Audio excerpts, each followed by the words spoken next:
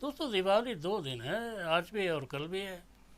अब अगर आप आज दिवाली मनाना चाहते हैं तो मनाएं, कोई दिक्कत नहीं है। लेकिन याद रखें, कल भी मनाएं।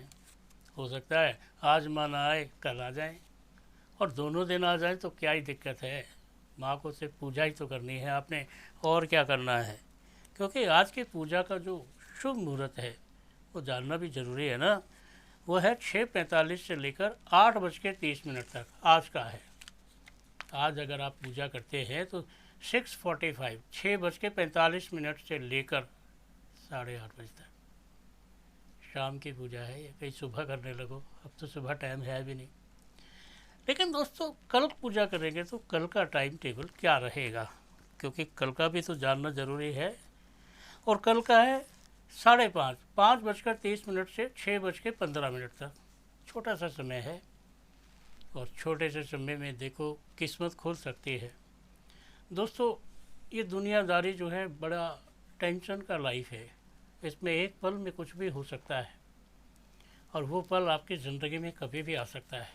आप उस पल का मज़ा लें, क्योंकि अगर आप उस पल का मज़ा नहीं लेते तो फिर बड़ी दिक्कत हो जाती है। चलिए आज ऐसे ही एक छोटी सी बात आपको बताता हूँ। ऐसे ही का मतलब है कि आप कहेंगे यार दिवाली के टाइम पे ये भी क्या बात बता दी गुरु जी ने, लेकिन बात तो बात है। कहते हैं दोस्तों, आप एक जोड़ी कपड़े पहन सकते हैं 100 बार, 200 बार, कितनी बार भी, और कोई दिक्कत नहीं है।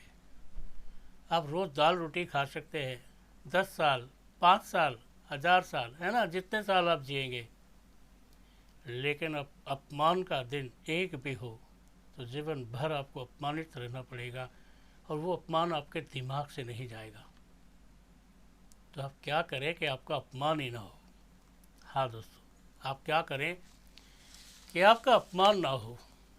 इसके लिए आपने लक्ष्मी पूजन में आज के दिन एक सीताफल फल आता है, सीताफल छोटा सा फल होता है, उस पर वो बड़ा कुछ होता है।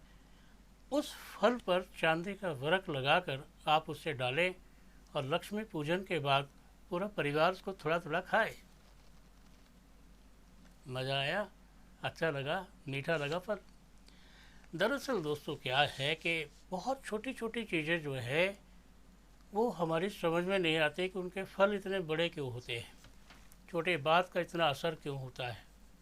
अगर छोटी सी बात दिमाग में घुस जाए तो वो किसी न किसी चीज़ का बेहतरीन उपाय है, और जब किसी न किसी चीज़ का बेहतरीन उपाय है तो झट से कर दो इस उपाय को। यदि आप अपने घर की पूजा में जब आप पूजा करेंगे, उसमें एक सीताफल फल होता है, और उस फल के ऊपर बड़ी सारी ऐसे गुठली गुठली सी होती है, आप उस फल को रखते हैं पूरी पूजा में, और पूजा होने के बाद, आरती होने के बाद आप उस फल को पूरा परिवार खाता है, तो दोस्तों आपका अपमान नहीं होगा, आपकी बेइज्जती नहीं होगी, और वो आपकी इज्जत बनाकर रखेगा। आपने सुन लिया होगा मेरी बात को ध्यान से। चलिए और ऐसे एक छोटी सी बात बता दूं। देखो दोस्तों, आप अगर आपके पास कोई नोट है और उस नोट के लास्ट में 108 है, तो फिर आप उस नोट को पूजा में ज़रूर रखेंगे। 108 है तो, लास्ट में 108 है तो आप उसे पूजा में ज़रूर रखेंगे, क्योंकि 8 और 1 9 होते हैं। 9 का अंक मंगल का होता है, और जब मंगल का होता है तो सब सुखी सुख होता है। आज आप अपनी पूजा में हल्दी की गांठ जरूर रखेंगे। आप जानते हैं हल्दी की गांठ का क्या महत्व है? बहुत बड़ा महत्व है। आज तो ये समझ लो, एक तो बृहस्पतिवार है, और एक हल्दी रखना है, एक धनिया रखना है साबुत। बस ये समझ लो कि सब कुछ अच्छा होना है, और अच्छे से भी अच्छा होना है। जब ये सब चीज़ें आप अपने पूजा के जगह में, जहाँ पर खील बतासे रखते हैं, जहाँ पर लक्ष्मी गणेश का मंदिर रखते हैं, जहाँ पर आप गाय के घी के जोत जलाते हैं, देसी घी की जोत जलाएं, माँ को सरसों का तेल ना दें, और उसके चारों तरफ आप पैसे रखें, लड्डू रखें, जो आपकी इच्छा है वो रखें, और वो फिर आप बांट दें बच्चों में, सब में। आप समझ लो कि पूजा का आनंद आप लोगे, लेकिन उसमें आपने एक कमल का पुष्प भी रखना आवश्यक है, एक कमल का फूल भी रखना आवश्यक है। आप जानते हैं दोस्तों, अगर आप माँ को जैसे मन से याद करते हैं और बहुत ज़्यादा याद करते हैं और बड़े ज़्यादा दुखी हैं, तो याद रखना कुछ ऐसे मंत्र भी होते हैं जिन मंत्रों की शक्ति जो है माँ को जागृत करती है, आपको जागृत करती है, आपके जीवन में खुशियों का बगिया खिला देती है। खुशियाँ ही खुशियाँ होती हैं। ये खुशियाँ इतनी सारी होती हैं जिन्हें आप सोच भी नहीं सकते कि खुशियाँ कहाँ से आईं, कैसे आईं, क्या इनका महत्व है, क्या इनका रहस्य है, क्या इनका राज है। दोस्तों, अगर आप अपने घर के दलान में एक बढ़िया सा रंगोली बनाते हैं और रंगोली में अष्टकमल बनाते हैं, जैसे कमल जो है 8 कलियों से खिला होता है, और वो उसमें बनाते हैं, और उसके बीच में आप रंग भरते हैं, तो आपके ज़िंदगी के रंग कभी फीके नहीं पड़ सकते। हमेशा आपके ज़िंदगी में अच्छे, बढ़िया और बहुत अच्छे समय से आप गुजरेंगे, क्योंकि आपका जो समय है वो आपको ऐसी जगह पर रखेगा जहाँ पर आपके पास धन, जहाँ पर आपके पास ज्ञान, जहाँ पर आपके पास सर्व शक्ति रहेगी। कहते हैं दोस्तों, ऐसे दिन में, आज के समय में, एक झाड़ू का रखना भी बहुत शुभ माना जाता है। झाड़ू को माँ लक्ष्मी का रूप माना जाता है।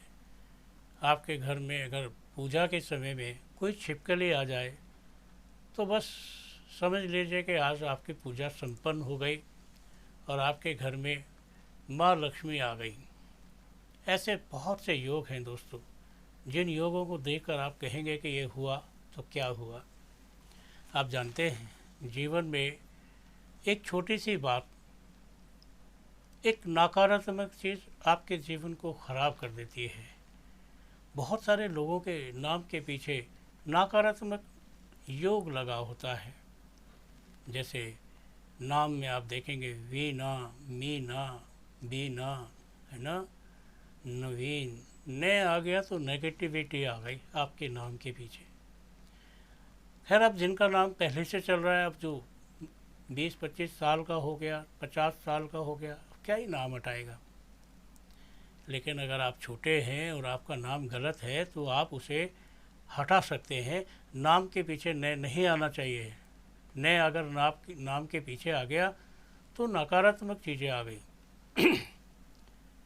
अपनी बेटी का नाम देवी माँ के नाम से ना रखें। बहुत लोग होते हैं लक्ष्मी नाम रख देते हैं, पार्वती नाम रख देते हैं, बहुत लोग होते हैं। आप जानते हैं इसका बहुत बुरा प्रभाव पड़ता है। इतना बुरा प्रभाव पड़ता है कि आप सोच भी नहीं सकते। आप सोच कर देखिए उसके पति का नाम क्या है, आप सोच कर देखिए पति पत्नी का मिलन क्या है और उससे क्या इफ़ेक्ट पैदा हुआ। क्या वहाँ पर आप अपमानित नहीं हो रहे हैं? क्या आपके नाम के लिए माँ का नाम आपको किसी भी कारण से बर्बाद कर सकता है, बेकार कर सकता है? ध्यान रहे, माँ देवी का नाम आपने नहीं रखना है अपने बच्चों के नाम पे। ये एक अजीब सी बात है। ये ऐसी बात है जो शायद किसी को पता ही नहीं है, बहुत लोगों को पता नहीं है। जिनको पता लग गया, अब वो इसे कैसे सुधारेंगे ये आप जानें। चलिए दोस्तों, और एक बात करते हैं। दोस्तों, पूजा के बाद आपने दिवाली मिलन करना है। वो क्या होता है दिवाली मिलन? पड़ोसी के यहाँ जाएं, दिए दे कर आएँ, दिए ले कर आएँ, प्रणाम करके आएँ, कुछ मिठाई देकर आएँ, कुछ मिठाई लेकर आएँ। ये कभी न सोचे कि वो कुछ कर तो नहीं देगा, ये कभी न सोचे कि हाय तंत्र की बाधा तो नहीं आ जाएगी, और बहुत सारी बातें। आप सभी लोगों को दीपावली बहुत बहुत मुबारक हो